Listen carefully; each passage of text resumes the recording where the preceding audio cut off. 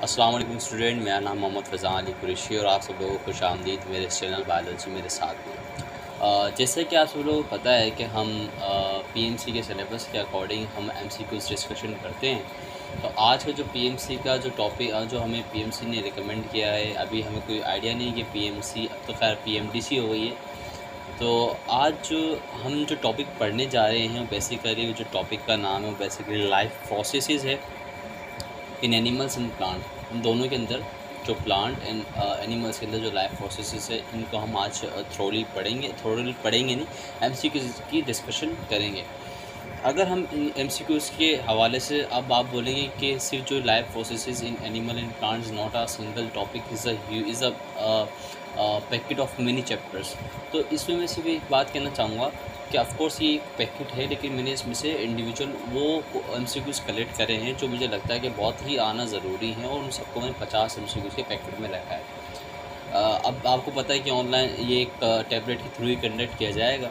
तो अभी हम चैप्टर देख लेते हैं जो कि बहुत प्रॉपबल चैप्टर लगते हैं। मैंने इसमें कार्डियोवैस्कुलर सिस्टम के भी एमसीक्यूज़ डाले, कार्निवोरस प्लांट के हवाले से भी डाले, वाटर एंड प्लांट अपटेक, इसमें सारे वो एमसीक्यूज़ जो पिछले साल 2021 के अंदर पीएमसी ने पूछ भी चुका है, और मैंने बड़ा थोड़ी इसको चेक भी करा है कि किस तरीके से ये एमसीक्यूज़ पूछता है।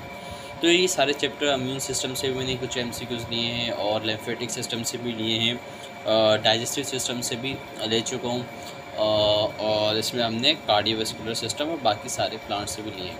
तो चलिए हम शुरू करते हैं हमारे इस पहले एमसीक्यू से। तो यार यहाँ तक अगर आप बने तो काइंडली मुझे सबसे पहले लाइक कीजिए, सब्सक्राइब कीजिए और शेयर कीजिए। तो चलिए चलते हैं। तो पहला एमसीक्यूज़ आता है, वो आता है कार्निवोरस प्लांट का। Carnivorous plant parasitic nutrition. अच्छा, मतलब कि ऐसे कौन से प्लांट हैं जो कार्निवोरस यानी कि वो एनिमल्स को खाते हैं, बेशक वो चबा के खाते हैं, ऐसे कोई प्लांट की एग्जाम्पल बताए। तो इसमें जो सबसे एक सारे फेज जो आपको प्लांट, इसमें 4 ऑप्शन भी दिए हुए हैं। साइकन दिया हुआ है, सोलोलिनिया दिया हुआ है, और स्पंजीला भी दिया हुआ है इसके अंदर जो, और यूप्लेक्टिला भी दिया हुआ है। इसमें जो करेक्ट आंसर आता है आपके पास, of course D is the correct answer. अब इसी के नीचे एक और सपोर्ट एंड मूवमेंट, ट्रांसपोर्ट में से एक एमसीक्यू आता है। ट्रांसपोर्ट यानी कि प्लांट के अंदर जो ट्रांसपोर्ट है उसमें से एक एमसीक्यू है, वो ये है कि the upward movement of sap by the xylem is ascent of shape.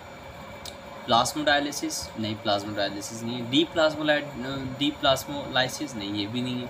And guttation, इसका जो करेक्ट आंसर है वो है एसेंट ऑफ सेप, यानी कि अपवर्ड मूवमेंट करना है। प्लांट के रूट से वो पानी को कंज्यूम करेगा, ज़मीन में से पानी को रूट के ज़रिए कंज्यूम करके वो अपनी लीफ तक पहुँचाएगा। इस पूरे प्रोसेस को, पानी को ज़मीन से लेके लीफ तक पहुँचाने को, उसको हम एसेंट ऑफ सेप कहते हैं, और ये आपको सबको पता हो, मुझे भरोसा आप सब लोगों पर। अगर इसी तरीके की तरह अगर हम एमसीक्यू नंबर 3 पे देखते हैं, तो the attraction between water molecules and cell wall of xylem is terms as cohesion, tension, adhesion या इम्बिबिशन। इसका जो हमें जो करेक्ट आंसर है एमसीक्यू नंबर 3 का, वो है क्या है, एडहेशन। इस बात को हमेशा याद रखना। कोहेजन और एडहेशन में बहुत सारे मैंने स्टूडेंट्स को देखा जो अटक जाते हैं, क्या है कोहेजन क्या है, एडहेशन क्या है। तो इसका एक सिंपल सा फंडा इधर देख लें कि attraction between water molecules and cell wall of xylem. देखिए, वाटर मॉलिक्यूल के बीच में भी अट्रैक्शन होगी, और उन्हीं वाटर मॉलिक्यूल की जो अट्रैक्शन होगी वो जाइलम की वॉल से होगी। आपको पता है xylem is the plant tissue, इसको हम बोलते हैं एडहेशन। समझ रहे हैं ना आप बात। अब इसी तरीके से अगर हम एमसीक्यू नंबर चौथे पे जाते हैं, एमसीक्यू नंबर 4 पे जाते हैं, तो वो बोलता है कि stomata cover only what portion of leaf surface. Like कितने परसेंट जो पोर्शन होता है लीफ का वो स्टोमेटा कवर करता है। 10%, 50%, 1.2% या 0.32, 0.4%। अब एमसीक्यू नंबर 4 का जो करेक्ट आंसर आता है हमारे पास 1.2% के लगभग जो लीफ का जो टोटल एरिया होता है उसके ऊपर क्या पाया जाता है, स्टोमेटा पाया जाता है। अगर अब हम चलते हैं हमारे अगले एमसीक्यूज़ के स्लाइड के ऊपर, जो कि एमसीक्यू नंबर 5 आता है हमारे पास। एमसीक्यू नंबर 5 हमें यहाँ पे पूछता है कि which cell regulate the opening and closing of stomata. मुझे यकीन आपको पता है, तो काइंडली मुझे कमेंट बॉक्स के अंदर इसका ज़रूर आंसर दीजिए, मैं इसका आंसर आपको नहीं दूंगा। तो चलिए अच्छा, अब वो प्रपोज अच्छा बोला है कि किसने प्रपोज किया था स्टार शुगर्स हाइपोथेसिस। ये एमसीक्यूज आ चुका है 2021 के अंदर, बड़ा अहम एमसीक्यूज है, इसको हमेशा मेमोराइज करके रखना पड़ेगा आपको। तो इसका जो छठा एमसीक्यूज का जो आपको आंसर है वो है बी, डिक्सन ने दिया था। किसने दिया था? डिक्सन ने। उसने प्रपोज किया था स्टार शुगर हाइपोथेसिस को, ठीक है। और आपको उसको पढ़ के ज़रूर जाना है, स्टार शुगर हाइपोथेसिस। इस MCQ, this is a very important MCQ, मुझे लगता है इस साल भी आएगा। अच्छा, अब बोलता है casparian strip are found in epidermis, endodermis, cortex या वेस्कुलर बंडल। इसका जो करेक्ट आंसर है, वीडियो को पॉज करके दीजिए, अगर नहीं दे सकते तो मैं बता देता हूँ। इसका जो करेक्ट आंसर है वो है B. B is the correct answer, endodermis. सही। अब इसी तरीके से अगर हम बात करते हैं गटेशन की, guttation is cause due to suppression of transpiration, यानी कि ट्रांसपरेशन कम हो तो गटेशन ज़्यादा होगी। इसका मतलब ये ह्यूमिडिटी की वजह से होती है या रूट प्रेशर की वजह से होती है। तो गटेशन का जो कॉज बताता है इधर, वो हमें बताता है सी, रूट प्रेशर की वजह से क्या कॉज होती है? गटेशन। ये भी एक अहम सीरीज है मेरे ख्याल से, और PMD कैट के लिहाज से भी एक बहुत ज़्यादा कीमती सवाल है। तो इसको भी आपने हमेशा कीमती MCQs, इसको आपने अपने याद करना है कि गटेशन का रीज़न क्या है, कॉज क्या है। तो बोलता है कि pressure flow theory was proposed by Ernst Munch, Van Niel, Hans Kerb या TH मॉर्गन। इसका जो MCQ नंबर जो 9 है, इसका जो करेक्ट आंसर आता है वो बड़ा ही फेमस है। प्रेशर फ्लो थ्योरी दी थी हमें अर्नेस्ट मंच ने दी थी। ये MCQs भी आपका ट्रांसपोर्ट के ही चैप्टर से है, तो इसको भी आपने क्या करना है, याद रखना है। बोला the external solution having more concentration than the cell shape is known as hypertonic, hypotonic, isotonic या ऑल ऑफ दिस। अब बताएं इसका करेक्ट आंसर। ये है बेहतरीन आंसर। चलें, इसका आप मुझे देंगे आंसर क्या कहलाता है। कि अगर बोला कि अगर एक्सटर्नल सॉल्यूशन हैविंग मोर, यानी कि एक सेल है, उस सेल के अराउंड जो सॉल्यूशन है उसके जो कंसंट्रेशन ऑफ सोल्यूट है वो ज़्यादा है, तो फिर हम जो सेल के अंदर जो सॉल्यूशन है उसको हम क्या बोलेंगे? उसको हम सेल शेप कहते हैं। प्लांट सेल की बात कर रहा है, सिंपल सी बात है। तो आपको देना है इसका भी आंसर। MCQ नंबर 10 का करेक्ट आंसर दीजिए। MCQ नंबर 10 लिख के जो भी इसका ABCD आंसर वो आप मुझे दे सकते हैं। The total kinetic energy of water molecule is known as water potential, pressure, osmotic potential या नन ऑफ दिस। बोले the total kinetic energy of water molecule is known as water potential कहते हैं उसे, या प्रेशर पोटेंशियल कहते हैं, osmotic potential कहते हैं। अब MCQ नंबर 11 का जो करेक्ट आंसर है वो है हमारे पास A, वाटर पोटेंशियल। अब इस वाटर पोटेंशियल को भी ये मैंने एक लाइन के अंदर पता चला है कि वाटर पोटेंशियल कहते हैं किसे, यानी कि the total kinetic energy of water molecules known as water potential. ये एक टर्म ऐसी उठा के आ सकती है और ऐसी आई भी है, इस बात को भी हमेशा याद रखें। इसी तरीके से जो अगला MCQ आता है वो आता है the number of stage involve in the number of heart beats. कितने स्टेज इन्वॉल्व होते हैं हार्ट बीट के अंदर? ये आपका कार्डियोवास्कुलर सिस्टम से MCQs आ गया है। MCQ नंबर 12 है। तो 6 स्टेप इन्वॉल्व होते हैं किसके अंदर? आपके हार्ट बीट को कितने स्टेज इन्वॉल्व होते हैं? 4 स्टेज इन्वॉल्व होते हैं, यानी कि C is the correct answer of MCQ number 12। अब इसी तरीके से अगर हम हमारे अगले MCQs की तरफ बढ़ें तो अगला MCQ नंबर 13 है। The function of spleen is to filter blood, amniotic fluid, life or cement. Of course blood को फिल्टर करती है स्प्लीन, इसको भी हमेशा ध्यान में रखना है। विच of this is a common in both lymph vigil and when. Like कि लिम्फ विजल के अंदर और वेन के अंदर क्या चीज़ कॉमन है? Both have small pores, both have valve, both have low blood pressure, both are communicated। तो इसका जो MCQ नंबर जो 14 का जो करेक्ट आंसर है बोथ हैव वॉल्व। इसको आपने हमेशा याद रखना है। ये एमसीक्यूज़ आएगा लाजमी, मुझे तो ऐसा लगता है आएगा। मुझे तो सारे ही लगते हैं क्योंकि मैंने बड़ी रिसर्च करने के बाद कि पूरे 50 एमसीक्यूज़ निकालें क्या ये बहुत आ सकते हैं। पता को नहीं है क्योंकि एमसीक्यूज़ पीएमसी के पास बहुत बड़ा बैंक है, वो कुछ भी हो सकता है, लेकिन हाँ अपनी मेहनत कर सकते हैं कि कौन से एमसीक्यूज़ ज़्यादा आ सकते हैं, तो आपने प्रैक्टिस ज़्यादा करनी है। Which one is the thickest, left ventricle, right ventricle, left auricle या राइट ऑरिकल। तो इसका जो करेक्ट आंसर हमें मिलता है एमसीक्यू नंबर 15 का, वो मिलता है A, left ventricle is a more thick than right ventricle. तो ये भी एक अहम एमसीक्यूज़ है, बड़ा ही ट्रिकी सा एमसीक्यूज़ है, आपको पता होना चाहिए कौन सा वेंट्रिकल थिक है और कौन सा थिन है। अब बोलते हैं the number of RBCs at high altitude will increase in size, will increase in number, decrease in size या डिक्रीज इन नंबर। तो ऑफ कोर्स का जो आपको जो दिखता है एमसीक्यू नंबर 16 का, इंक्रीज इन नंबर।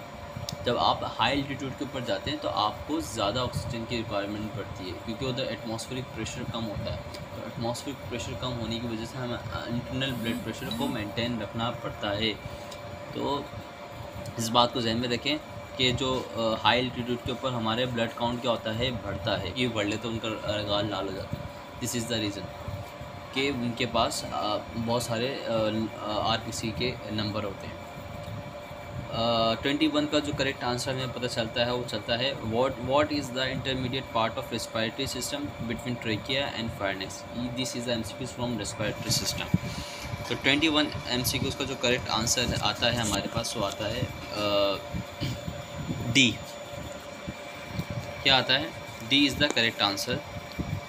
मेरे ख्याल से बीच में से कुछ एमसीक्यूज छूटे हैं आई थिंक, तो अभी हम उसे चेक कर लेते हैं। हाँ यस, 17 एमसीक्यूज छूटे थे और ये चारों एमसीक्यूज छूट गए थे। The cluster of pouch open from alveolar duct is known as bronchi, bronchioles, larynx duct या एल्वुलाई। इसका जो करेक्ट आंसर हमें पता चलता है वो चलता है डी, एल्वुलाई। इसको भी आपने याद रखना है कि इसका जो करेक्ट आंसर आता है alveoli is the correct answer. अगर हम चेक करते हैं अगला एमसीक्यू की तरफ बढ़ें तो अगला एमसीक्यू हमारे से बोलता है कि which of following is not respiration, breaking down of glucose, formation of glucose, exchange of gases, release of energy. 18th का जो करेक्ट आंसर आता है वो हमारे पास बी आता है, break down formation of glucose is not respiration.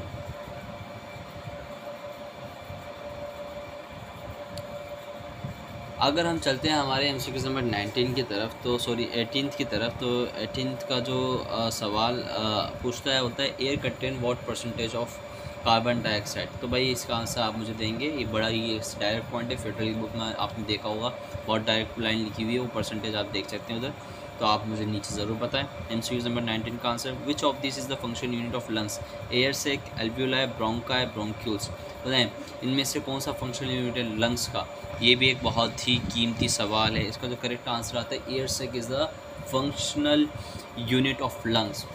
ये एक बहुत कीमती सवाल है, इसको भी आपने रिमेंबर रखना है कि यार ये जितनी भी चीज़ें मैं तो बोल रहा हूँ आप इसको नोट कीजिए। अगर आपको नहीं पता तो दैट्स गुड। अब हम चलते हैं हमारे एमसीक्यू नंबर 21 पे। मुझे लगता है मैं बता चुका हूँ 21 आपको मिस्टेकली से, तो खैर है वापस बताते हैं। What is the intermediate part of respiratory system between trachea and pharynx. अब बताएं इसमें इंटरमीडिएट कौन सा आता है, ट्रेकिया और फायरनेक्स के बीच में कौन सा पार्ट आता है। ग्लोटिस आता है, वॉइस बॉक्स आता है, ब्रोंकाई आता है या ए बी दोनों। बताएं इसका जो करेक्ट आंसर है एमसीक्यू नंबर 21 का वो है डी, ए बी, यानी कि ग्लोटिस और वॉइस बॉक्स दोनों बीच में आते हैं किसके, ट्रेकिया के और फायरनेक्स के। Intercostal muscle are found in ribs, pharynx, lungs या बीसी। तो इसका जो करेक्ट आंसर आपको मिलता है एमसीक्यू नंबर 22 का, वो मिलता है ए, रिब्स के दरमियान में आपको इंटरकोस्टल मसल्स ही होते हैं। ऑफ कोर्स उधर ही पाए जाएंगे और किधर पाए जाएंगे। तो ये this is the correct answer. The amount of oxygen is inspired यानी कि जो हम अमाउंट लेते हैं, are is 21%, while is expired यानी कि जो हम निकालते हैं इज़ 0.16, 0.15 या 0.12 या 0.11। इसका जो करेक्ट आंसर है 0.16 इज़ द करेक्ट आंसर, जब भी मैंने इसको नीचे से पढ़ा है। D is the correct answer. अब हम चलते हैं हमारे MCQ number. A surfactant play its role by no effect on surface tension, increasing surface tension, decreasing surface tension, या डी नन ऑफ दिस। इसका जो करेक्ट आंसर है वो देंगे आप मुझे खुद, मैं नहीं दूंगा इसका करेक्ट आंसर आपको। सर्फेक्टेंट का काम क्या होता है ये आप मुझे बताएंगे खुद, ठीक है। तो चलिए आगे चलते हैं, आगे वाली स्लाइड पे बढ़ते हैं। Select the phase of breathing, inhalation, exhalation, या ए बी या वोकल वेल्थ। बताएं ब्रीथिंग का फेज कौन सा है इसमें जो करेक्ट आंसर आपको मिलता है MCQ नंबर 25 का, this is the C is the correct answer. A B both are the breathing phase, inhalation and exhalation. Which is the human breathing rate during the hard physical work. पता है human physical work, hard work के दौरान क्या breathing rate होता है? 15 से 14 के दफ़ा ब्रीथिंग करता है 1 मिनट में, या 10 से 20 दफ़ा, या 20 से 180 दफ़ा, या 30 से 40 दफ़ा। इसका करेक्ट आंसर ऐसा करें, मैं बता देता हूँ। वैसे ये एक MCQ है जो लोग बच्चे अटक जाते हैं। इसका जो करेक्ट आंसर है वो डी है, 30 से 40 दफ़ा। कितनी दफ़ा? 30 से 40 दफ़ा। MCQ number 26, D is the correct answer. तो ये मुझे उम्मीद है कि आपको पता चला है। अब हम चलते हैं हमारे अगले MCQ की तरफ। Which of this is does not contain cartilage, bronchioles, larynx, bronchi, trachea. बताएं इसमें से किसके पास कार्टिलेज नहीं होता। मैं आपका इंतज़ार करूँगा MCQ नंबर 27 का करेक्ट आंसर मुझे आप बताएंगे। मैं इसका MCQ का आंसर आपको नहीं दूंगा, आप मुझे बताएं कि किसके पास कार्टिलेज नहीं होता, ठीक है। I am waiting. Which of the following की is function of pleural cavity. बोलता है कि इसमें से फंक्शन क्या है प्लूरल कैविटी का? Reduce friction between membrane, slide easily one another, allows membrane to adhere one on another, या ऑल ऑफ दिस। इसमें से जो करेक्ट आंसर हमें बताया जाता है D is the correct answer. इसका 28 का ये सारे ही काम करता है। कौन? Pleural membrane. आपको पता है प्लूरल मेम्ब्रेन क्या होती है? पता है तो मुझे ज़रा बताएं, मैं भी देखूँ आपके पास कितनी नॉलेज है, ठीक है। I am waiting. मैंने जितने भी सवाल पूछे यार आपको लाजमी बताना। तो अब हम चलते हैं हमारे अगले MCQ की तरफ। MCQ नंबर 29 बोलता है कि in human the total inside capacity of lung is 3.5 litres, 2.5 litre, 5 litre या 6 लीटर्स। इसका जो करेक्ट आंसर है ऑफकोर्स 23। MCQ नंबर 23 का जो करेक्ट आंसर 29 का जो करेक्ट आंसर है हमारे पास वो है डी। क्या है? D is the correct answer, ठीक है। तो इसी तरीके से अगर हम चलते हैं हमारे अगले MCQ की तरफ।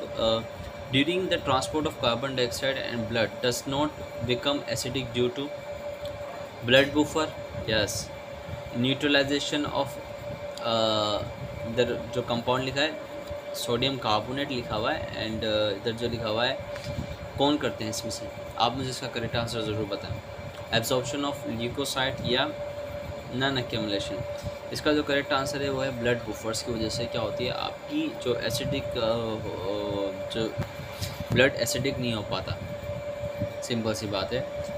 Carbonic amylase is found in RBC, para, bronchi, pleura, या नन ऑफ दिस। इसका जो करेक्ट आंसर है MCQ नंबर 31 का, जिसका correct answer is A is the correct answer. The inflammation of bronchi or bronchioles is known as emphysema, pneumonia, asthma या bronchitis। इसका correct answer मुझे पता है, आपको पता होगा तो दीजिए मुझे। MCQ नंबर 32 का आंसर मुझे बताइए, मैं वेट कर रहा हूँ आपका नीचे कमेंट सेक्शन में, ठीक है। तो अब हम चलते हैं हमारे अगले MCQ की तरफ, जो कि अगला MCQ है हमारा MCQ नंबर 30 की। The carbon dioxide transport in the form of carbonate ions is 50%, 30%, 70%, 95%। इसका जो करेक्ट आंसर हमें पता चलता है वो पता चलता है MCQ नंबर 33 का, वो है C, 70%। कितने कार्बन डाइऑक्साइड ट्रांसपोर्ट कितनी परसेंट होता है कार्बोनेट आयन के ज़रिए? तकरीबन 70% के लगभग। ये यार काफ़ी ज़्यादा ट्रांसपोर्ट होता है। Hemoglobin can carry 1 molecule of oxygen, 2 molecule of oxygen, 3 molecule of oxygen, 4 molecule of oxygen. इसका जो करेक्ट आंसर आता है हमारे पास 34 का, वो आता है 4 मॉलिक्यूल्स। कितने मॉलिक्यूल्स यार, ये तो बहुत आसान है, आपने पढ़ा होगा रेस्पिरेटरी सिस्टम के अंदर। What is the main cause of lung cancer? Smoking, coughing, polygens, mutagens. इसका करेक्ट आंसर आप मुझे देंगे। The bronchitis of types is of types 2, 3, 4, 5। तो MCQ नंबर 36 का जो आंसर है ए। 2 टाइप्स के क्या होते हैं? ब्रोंकाइटिस होते हैं। ये बहुत सारे इसमें ऐसे सवाल हैं जो कि रिमेंबरिंग वाले सवाल हैं, जो कि PMC ने ज़्यादातर ऐसे ही सवाल पूछे। Although the nodule of lymphoid tissue found in the wall of intestinal tract is termed as Grave region, Pero regions,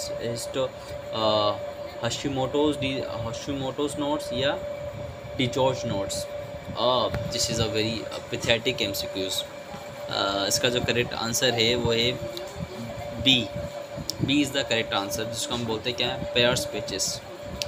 ज़ाइमोजिन secretes pepsinogen, mucus, HCl, intrinsic factor. तो इसका करेक्ट आंसर आप मुझे देंगे, ठीक है? I am waiting.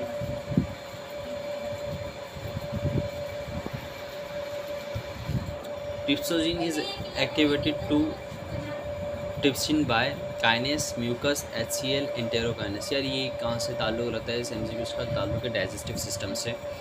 तो इसका जो करेक्ट आंसर आएगा वो हमारे पास आएगा एंटेरोकाइनेस।